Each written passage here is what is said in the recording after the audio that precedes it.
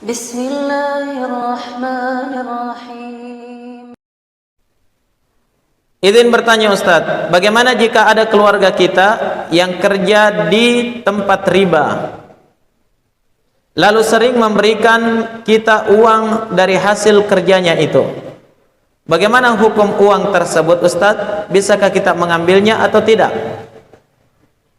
Ya. Baik. Ada fatwa dari Syekh Muhammad bin Salih Al-Munajjid hafizahullah. Beliau sebutkan bahwa dalam masalah ini ada khilaf, ada perselisihan di kalangan ulama kita. Ada yang melarang, tidak boleh ngambil, ya. Kalau misalnya sebagian besar pendapatannya itu memang dari riba, asal hartanya dari riba. Beda kalau tercampuri dengan yang lainnya, ya itu asalnya boleh. Ya. Tapi kalau memang sebagian besar pendapatannya dari hasil riba, dari hasil yang haram, itu kata beliau, sebagian ulama mengatakan tidak boleh mengambilnya, dan sebagian lagi mengatakan boleh saja dia mengambilnya. Nah, terjadi perselisihan di dalam masalah ini. Baik. Namun ya, saya melihat ada fatwa dari Syekh Muhammad bin Salih Al-Utsaimin rahimahullahu taala. Ya, beliau pernah ditanya sama dengan pertanyaan ini, ya.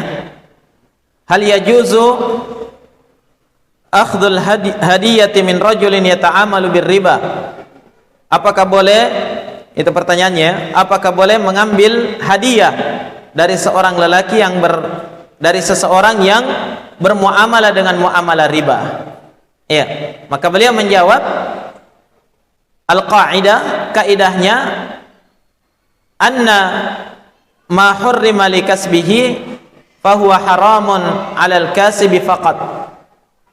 Bahwasanya apa saja yang diharamkan pekerjaannya, maka itu haram bagi orang yang bekerja itu saja. Ya, tidak ada hubungannya dengan orang lain. Paham ya? Ya.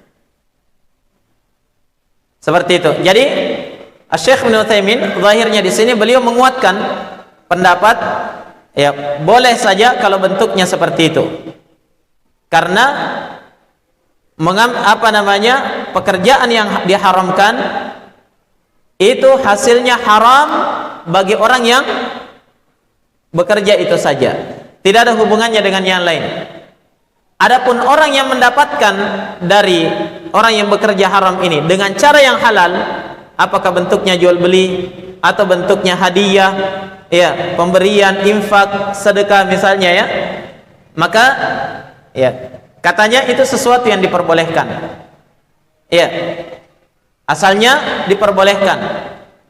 Nah, dan di sini Syekh Utsaimin rahimahullah membawakan satu pendalilan, ya, bahwa perkara yang dimaklumi kalau orang Yahudi itu adalah orang-orang yang senang bermuamalah dengan muamalah riba. Pokoknya pekerjaannya itu riba. Allah yang nyatakan dalam Al-Quran, فَبِظُلْمٍ مِّنَ الَّذِينَ هَادُوا حَرَّمْنَا عَلَيْهِمْ طَيِّبَاتٍ أُحِلَّ لَهُمْ وَبِصَدِّهِمْ عَنْ سَبِيلِ اللَّهِ كَثِيرًا وَأَخْذِهِمُ الرِّبَا وَقَدْ نُهُوا عَنْهُ وَأَكْلِهِمْ أَمْوَالَ النَّاسِ بِالْبَاطِلِ إلى آخِرِ الآية. Ya, kata Allah Subhanahu wa taala, disebabkan karena kezaliman orang-orang Yahudi, maka kami haramkan, ya, artinya kami halangi kebaikan-kebaikan yang harusnya mereka dapatkan, yang dihalalkan bagi mereka. Dan ketika mereka menghalangi manusia dari jalan Allah, banyak menghalangi manusia dari jalan Allah, dan mereka banyak mengambil riba, itu mereka melakukan transaksi riba sementara mereka telah dilarang daripadanya. Orang Yahudi pekerjaannya transaksi dengan cara riba, makan harta riba. Kemudian kata Syekh Ibn Utsaimin rahimahullahu taala, seorang wanita pernah menghadiahi Nabi sallallahu alaihi wasallam seekor kambing di Khaybar dan Nabi ambil. Nabi ambil.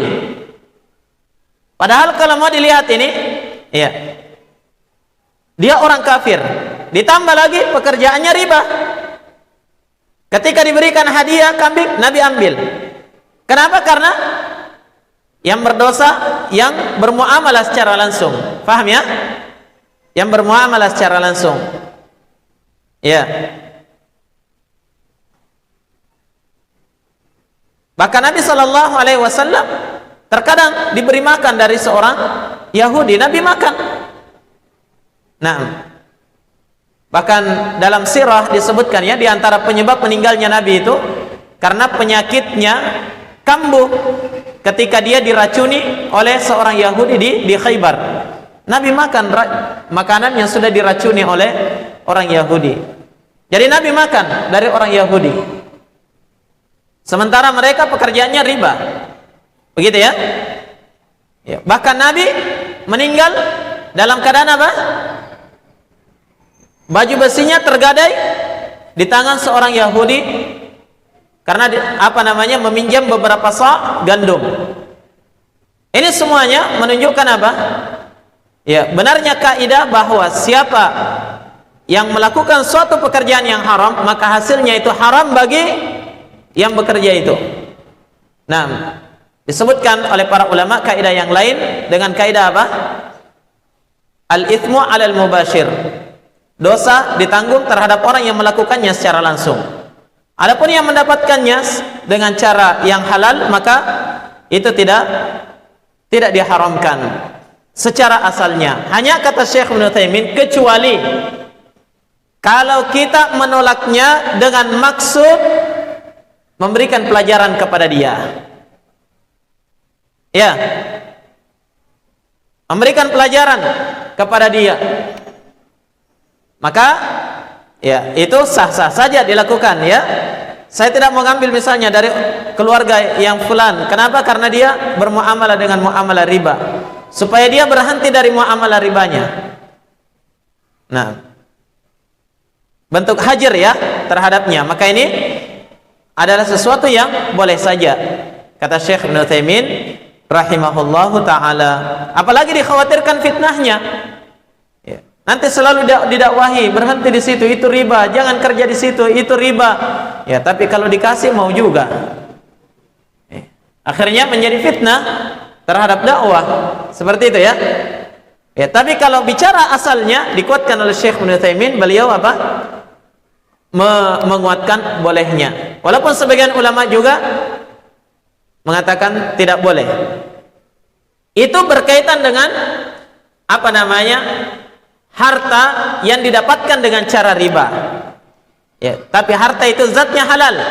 Tapi kalau harta itu zatnya haram, sepakat para ulama haram untuk mengambilnya. Apa contohnya zatnya yang haram? Ya, khamar misalnya. Khamar zatnya haram ya. Ya. Ada orang pekerjaannya membuat khamar. Kemudian khamar dihadiahkan ke kita. Jangan pakai kaidah al-ithmu 'alal mubashir. Ya. Dosa ya dia yang berdosa, dia yang tanggung. Saya kan cuma minum. Wah, ini tidak benar penempatan kaidahnya ya.